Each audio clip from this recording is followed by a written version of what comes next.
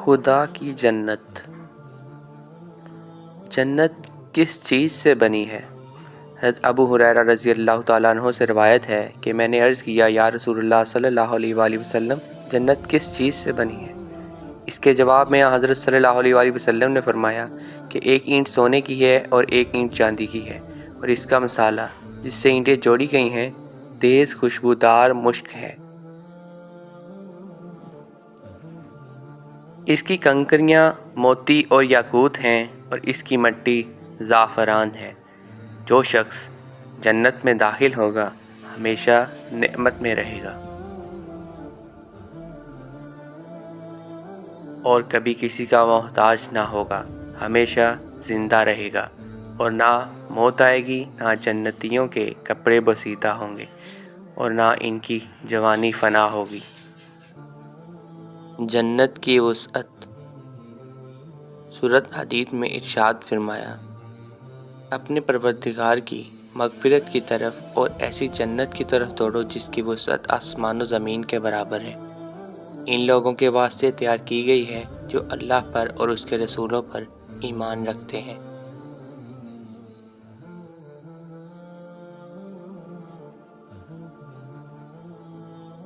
جنت بہت بڑی جگہ ہے۔ اس کی وسعت کا اندازہ ادنا درجے کے جنتی کو جو کچھ ملے گا اس کی وسعت کو سامنے رکھ کر لگایا جا سکتا ہے۔ بعض روایات میں ہے کہ ادنا جنتی 1000 سال کی مسافت میں اپنی نعمتوں کو دیکھے گا۔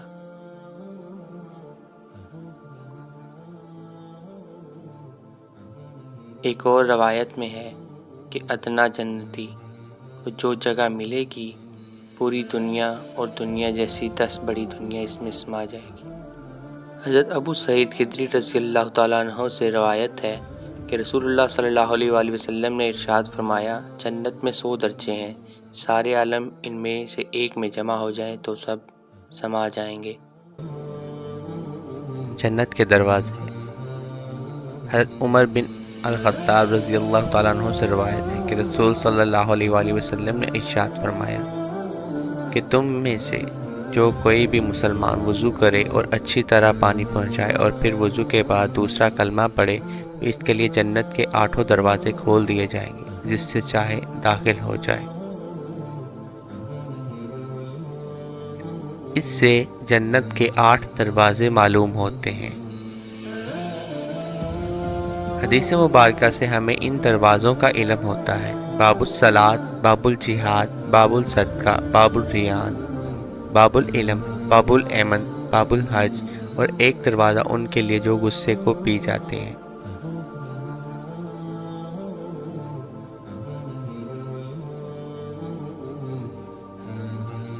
اور جنت کے دروازے کی چوڑائی یعنی اس کے کواڑوں کا فاصلہ حدیث مبارکہ میں آتا ہے کہ ایک دروازہ کی چوڑائی 40 سال کی مسافت کے فاصلے میں ہے۔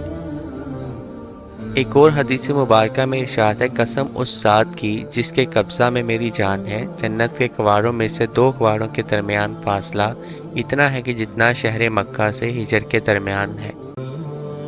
جنت میں اعزاز کے ساتھ داخلہ اور فرشتوں کی طرف سے مبارکباد اور سلام۔ سورۃ ہجر میں ارشاد باری تعالیٰ ہے، بلا شبہ خدا سے ڈرنے والے باغوں اور چشموں میں ہوں گے، ان سے کہا جائے گا کہ تم ان میں سلامتی اور امن و امان کے ساتھ داخل ہو جاؤ۔ سورۃ زمر میں ارشاد ہے، یہاں تک کہ جب وہ جنت کے پاس پہنچیں گے اور اس کے دروازے کھلے ہوں گے اور وہاں کے محافظ فرشتے ان سے کہیں گے کہ تم پر سلام ہو، خوب مزے سے رہو، بس ہمیشہ کے لیے داخل ہو جاؤ۔ یعنی اہل جنت کو جنت میں قیام کرنے کے لیے اعزاز و اکرام کے ساتھ داخل کیا جائے گا۔ ان کے استقبال کے لیے پہلے سے دروازے کھلے ہوں گے اور جنت کے محافظ فرشتے ان کو سلام پیش کریں گے۔ سورۃ رعد میں ارشاد باری تعالیٰ ہے، اور ایسے لوگ کہ جنہوں نے اپنے رب کی رضا جوئی کے لیے صبر کیا اور نماز قائم کی، اور ہم نے جو ان کو دیا ان میں ظاہراً اور پوشیدہ طور پر خرچ کرتے ہیں اور حسن سلوک کے ساتھ ذریعہ بدسلوکی کو دفع کرتے ہیں، اس کے لیے جہان میں اچھا انجام ہے، یعنی ہمیشہ رہنے کی جنتیں ہیں جن میں وہ داخل ہوں گے، اور ان کے ماں باپ اور ازواج اور اولاد میں جو لائق ہوں گے وہ بھی داخل ہو جائیں گے، اور ہر دروازے سے ان کے پاس فرشتے کہنے آئیں گے کہ تم پر سلام ہو کہ تم نے دنیا میں صبر کیا تو تمہارا انجام بہت اچھا ہوا۔ جنت میں داخل ہونے والے حضرات کی جماعتیں، تو اس واقعہ میں 3 جماعتوں کا ذکر آیا ہے۔ اصحاب الیمین یعنی دائنے ہاتھ والے، مقربین یعنی خدا کے خاص مقرب بندے، اصحاب الشمال یعنی بائیں ہاتھ والے۔ پہلے 2 گروہ تو جنتی ہوں گے، لیکن ان کے درجات میں فرق ہوگا۔ مقربین خاص بڑے مراتب اور درجات کے مستحق ہوں گے، اور دائیں ہاتھ والے یعنی عام مومنین ان سے کم درجہ میں ہوں گے۔ اور تیسرا گروہ یعنی بائیں ہاتھ والے دوزخیوں کا گروہ ہوگا۔ پہلے اللہ پاک نے مقربین کے جزا کا ذکر فرمایا اور یہ بتایا کہ ان کا ایک بڑا گروہ وہ اگلے لوگوں میں سے ہوگا اور چھوٹی سی جماعت پچھلے لوگوں میں سے ہوگی۔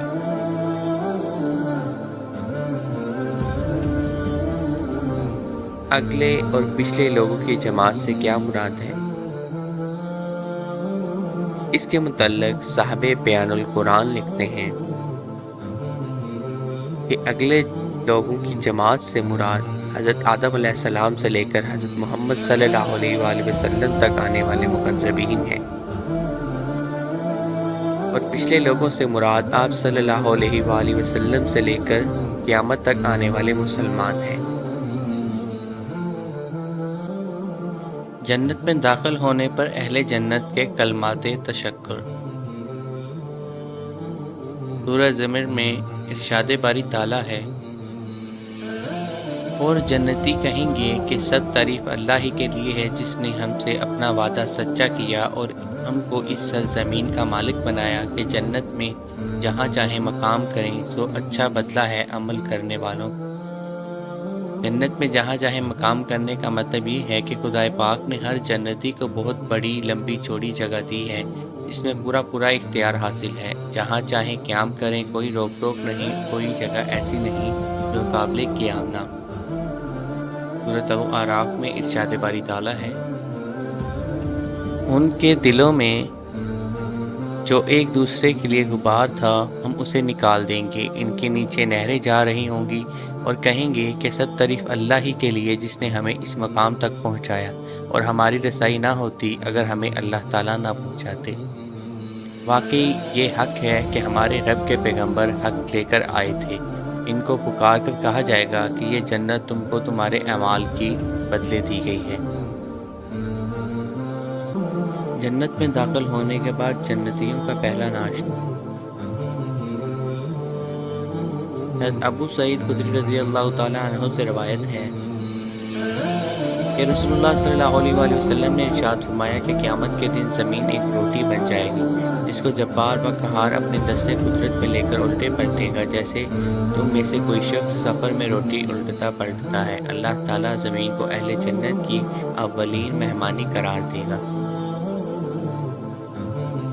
حضرت صلی اللہ علیہ وسلم نے یہ فرمایا ہی تھا کہ ایک یہودی آ پہنچا اور کہنے لگا، اے ابو القاسم، خدا آپ پر برکت نازل فرمائے، کیا آپ کو یہ بتاؤں کہ قیامت کے دن اہل جنت کی پہلی مہمانی کس چیز سے ہوگی؟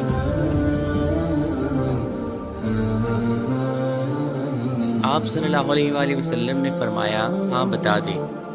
اس نے اسی طرح بیان کیا جس طرح حضرت صلی اللہ علیہ وآلہ وسلم نے فرمایا تھا کہ زمین کی ایک روٹی بن جائے گی، اہل جنت اس سے سب سے پہلے ناشتہ کی جگہ کھائیں گے۔ راوی کہتے ہیں کہ یہودی کی بات سن کر حضرت صلی اللہ علیہ وآلہ وسلم ہماری طرف دیکھ کر اس طرح ہنسے کہ آپ صلی اللہ علیہ وآلہ وسلم کی آخری داڑھیں ظاہر ہو گئی۔ یہ ہنسنا اسی خوشی میں تھا کہ اللہ تعالیٰ نے جو علوم انبیاء سابقین کو دیے مجھے بھی وہی دیے ہیں۔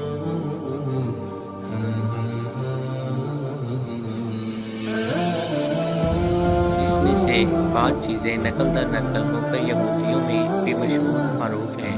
اس کے بعد یہودی نے کہا، آپ صلی اللہ علیہ وآلہ وسلم کو یہ بھی بتاؤں کہ سالن کیا ہوگا؟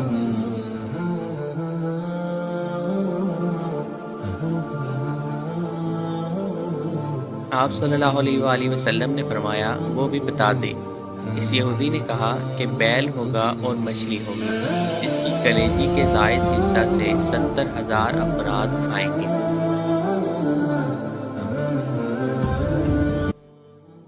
اہل جنت کا قد و قامت، پاکیزگی اور حسن و جمال۔ حضرت ابو ہریرہ رضی اللہ تعالیٰ عنہ سے روایت ہے کہ رسول اللہ صلی اللہ علیہ وآلہ وسلم نے ارشاد فرمایا،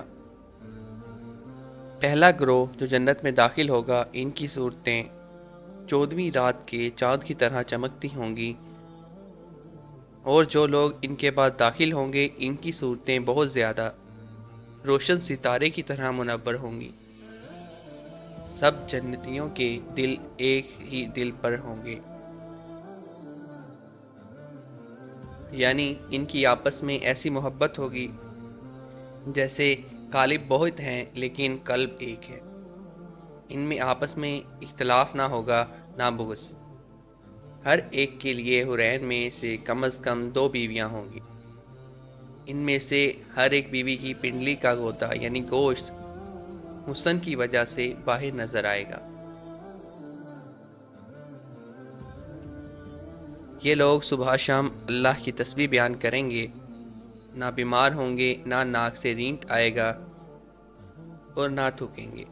ان کے برتن سونے اور چاندی کے ہوں گے، ان کی کنگھیاں سونے کی ہوں گی، ان کی انگیٹھیوں میں خوشبو پھیلنے کے لیے جو چیز جلے گی وہ عود ہوگی، اور ان کا پسینہ مشک کی طرح خوشبودار ہوگا۔ اس حدیث مبارک سے ہمیں اہل جنت کے حسن و جمال اور ان کی بیویوں کی خوبصورتی کا حال معلوم ہوا۔ بخاری شریف میں ہے کہ جب اللہ تعالیٰ نے حضرت آدم علیہ السلام کو پیدا فرمایا تو ان کا قد 60 ہاتھ تھا، اور جنت میں جو بھی داخل ہوگا حضرت آدم علیہ السلام کی صورت پر 60 ہاتھ کا ہوگا۔ اہل جنت کی داڑھی نہ ہوگی اور آنکھیں سرمگی ہوں گی۔ حضرت ابو ہریرہ رضی اللہ تعالیٰ عنہ سے روایت ہے، رسول اللہ صلی اللہ علیہ وآلہ وسلم نے ارشاد فرمایا، اہل جنت اجرد و امرد ہوں گے، ان کی آنکھیں ایسی حسین ہوں گی کہ بغیر سرما لگائے ہی سرمگی معلوم ہوں گی، نہ ان کی جوانی فنا ہوگی اور نہ ان کے کپڑے بوسیدہ ہوں گے۔ اہل جنت اجرد امرد ہوں گے، یعنی ان کے جسم پر بال نہ ہوں گے، سب بے داڑھی ہوں گے۔ جسم پر بال نہ ہونے کے 2 مطلب ہو سکتے ہیں، ایک تو یہ کہ سر کے بالوں کے علاوہ کسی بھی جگہ بال نہ ہوں گے، اور دوسرا مطلب یہ کہ جن جگہوں کے بالوں کو دور کرنا پڑتا ہے، مثلا زیر ناف اور بغلیں، وہاں تو بالکل بال نہ ہوں گے، اور سینے اور پنڈلیوں کے وغیرہ کے جو بال ہیں بہت ہلکے ہوں گے، خوب بھرے ہوئے نہ ہوں گے جن سے کھال کی خوبصورتی دب جائے۔ سر کے بالوں کا علیحدہ مستقل ذکر کسی روایت میں نہیں پایا گیا، لیکن بخاری شریف کی روایت میں جو فرمایا ہے کہ کنگھیاں سونے کی ہوں گی، اس سے صاف ظاہر ہے کہ سر پر بال ہوں گے۔ اہل جنت کی تندرستی اور جوانی۔ حضرت ابو سعید خدری رضی اللہ تعالیٰ عنہ اور حضرت ابو ہریرہ رضی اللہ تعالیٰ عنہ سے روایت ہے کہ رسول اللہ صلی اللہ علیہ وآلہ وسلم نے ارشاد فرمایا، خدا تعالیٰ جنتیوں میں پکار کر اعلان کر دے گا کہ اے جنت والو، تمہارے لیے یہ بات طے شدہ ہے کہ ہمیشہ تندرست رہو گے، کبھی بھی بیمار نہ ہوگے، یہ بھی طے شدہ ہے ہمیشہ زندہ رہو گے، کبھی بھی موت نہیں آئے گی، اور یہ کہ ہمیشہ جوان رہو گے، کبھی بوڑھے نہ ہوگے، اور یہ کہ ہمیشہ نعمتوں میں رہو گے، کبھی محتاج نہ ہوگے۔ اہل جنت کی عمریں۔ حضرت ابو سعید خدری رضی اللہ تعالیٰ عنہ سے روایت ہے کہ رسول اللہ صلی اللہ علیہ وآلہ وسلم نے ارشاد فرمایا، جنت میں جانے والا شخص جب اس دنیا سے رخصت ہوگا، چھوٹا ہو یا بڑا، جنت میں داخل ہوتے وقت سب کی عمر 30 سال کر دی جائے گی۔ اس سے کبھی آگے نہ بڑھیں گے۔ 30 سال کی عمر درمیانی عمر ہے، اس میں نہ بچکانا نہ نادانی ہوتی ہے، نہ جوانی دیوانی ہوتی ہے، نہ بڑھاپے کے آثار ہوتے ہیں۔ اس عمر میں شباب کامل اور فہم کامل دونوں حاصل ہوتے ہیں۔ اس لیے یہ عمر اہل جنت کے لیے رکھی گئی ہے، چھوٹا ہو یا بڑا ہر شخص 30 سال کا کر دیا جائے گا۔ بعض روایات میں جنتیوں کی عمر 33 سال بھی وارد ہوئی ہے۔ جنت کے باغات اور درخت۔ سورۃ نبا میں ارشاد باری تعالیٰ ہے، بلا شبہ پرہیزگاروں کے لیے بڑی کامیابی ہے، باغ ہیں اور انگور ہیں اور نوخیز و ہم عمر عورتیں ہیں اور لبالب بھرے ہوئے شراب کے جام ہیں۔ اور سورۃ زاریات میں ارشاد باری تعالیٰ ہے، بے شک پرہیزگار لوگ باغوں اور چشموں میں ہوں گے، ان کے رب نے جو ان کو عطا فرمایا ہوگا وہ اس سے لے رہے ہوں گے، بلا شبہ وہ اس سے پہلے دنیا میں اچھے کام کرنے والے تھے۔ حضرت ابو سعید خدری رضی اللہ تعالیٰ عنہ سے روایت ہے کہ رسول اکرم صلی اللہ علیہ وآلہ وسلم نے ارشاد فرمایا کہ بلا شبہ جنت میں ایک درخت ہے جس کے سایہ میں بہترین تیز رفتار ہلکے پھلکے گھوڑے پر سوار ہو کر گزرنے والا 100 برس تک چلتا رہے گا، تب بھی اس کے سائے کو طے نہ کر سکے گا۔ حضرت ابو ہریرہ رضی اللہ تعالیٰ عنہ سے روایت ہے کہ رسول اکرم صلی اللہ علیہ وآلہ وسلم نے ارشاد فرمایا کہ جنت میں کوئی درخت ایسا نہیں جس کا تنا سونے کا نہ ہو۔ حضرت جریر بن عبداللہ رضی اللہ تعالیٰ عنہ کا بیان ہے کہ میں حضرت سلمان فارسی رضی اللہ تعالیٰ عنہ کے پاس گیا، انہوں نے سلسلہ کلام جاری رکھتے ہوئے ایک بہت چھوٹا سا لکڑی کا ٹکڑا لیا جو ان کی انگلیوں کے بیچ ٹھیک طرح دکھائی بھی نہ دیتا تھا۔ اس کو ہاتھ میں لے کر فرمایا کہ اے جریر، اگر تم جنت میں اتنی سی لکڑی بھی تلاش کرو گے تو نہ ڈھونڈ پاؤ گے۔ میں نے عرض کیا کہ پھر نخل اور شجر کہاں جائیں گے جن کا ذکر قرآن پاک میں آیا ہے؟ تو آپ نے فرمایا وہ وہیں ہوں گے لیکن لکڑی کے نہ ہوں گے، سونے اور موتی کے ہوں گے اور اوپر کھجوریں لگی ہوں گی۔ سورہ رحمان کی تیسرے رکوع کے نصف اول میں 2 باغوں کا ذکر ہے جو خاص مقربین کے لیے ہوں گے، یعنی ہر مقرب شخص کو 2 باغ دیے جائیں گے۔ پھر نصف دوم میں دوسرے 2 باغوں کا ذکر ہے جو عام مومنین کے لیے ہوں گے اور ہر شخص کو 2 ملیں گے، مگر مقربین کے باغوں سے کم درجہ ہوں گے۔ اس ویڈیو میں ہم مقربین کے باغوں کے بارے میں پڑھیں گے۔ سورہ رحمان کا ترجمہ۔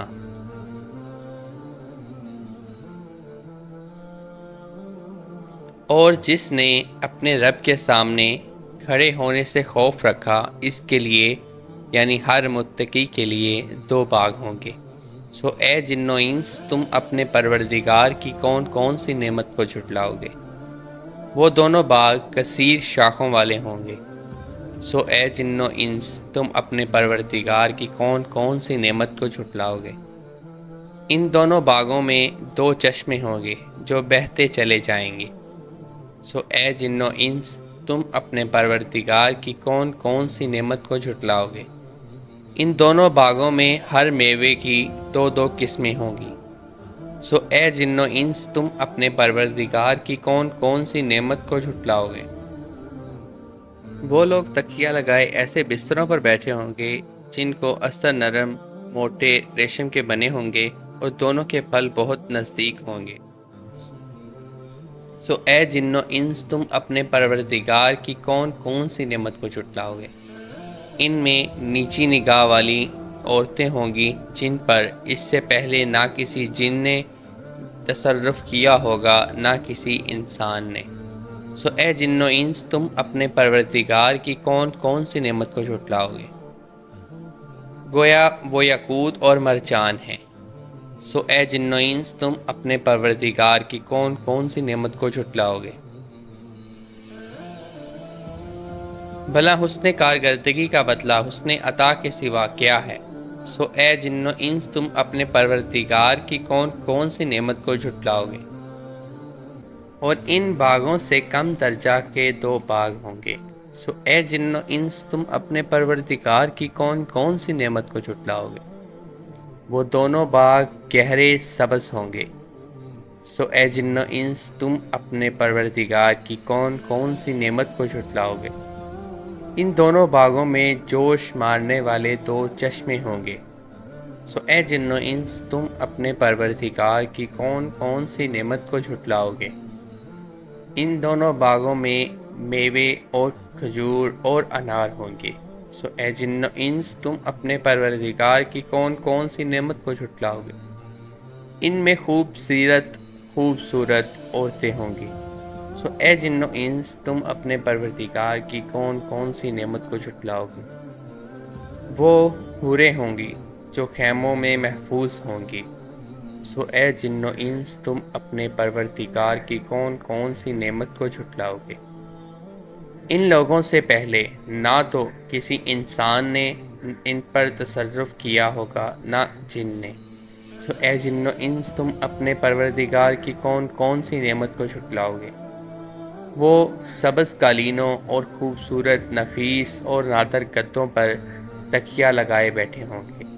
سو اے جن و انس تم اپنے پروردگار کی کون کون سی نعمت کو جھٹلاؤ گے؟ بڑا بابرکت ہے نام تیرے رب کا جو جلال و کرام والا ہے۔ خدا کی جنت، جنت کی خوشبو۔ جنت خوشبو سے بھرپور ہے، وہاں کی خوشبو بے نظیر، عمدہ، بہت خوب اور بہت تیز ہے۔ حدیث نبی صلی اللہ علیہ وآلہ وسلم ہے، جنت کی خوشبو 100 سال کی مسافت سے بھی سونگھی جا سکتی ہے۔ یعنی اگر کوئی ایک سیدھے راستے پر 100 سال تک سفر کرے تو وہ جتنا فاصلہ طے کرے گا وہاں تک بھی جنت کی خوشبو سونگھی جا سکتی ہے۔ خدا کی جنت، جنت میں آرام ہی آرام ہے، تھکن اور دکھن کا کوئی کام نہیں۔ سورہ فاتر میں ارشاد باری تعالیٰ ہے، اور جنتی کہیں گے کہ سب تعریفیں اللہ ہی کے لیے خاص ہیں، جس نے ہم سے غم کو دور فرما دیا۔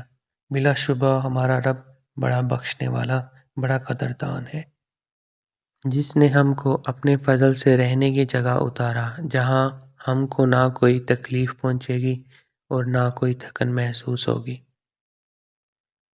اللہ پاک ہمیں قرآن پاک پڑھنے اور سمجھنے کی توفیق عطا فرمائے، آمین۔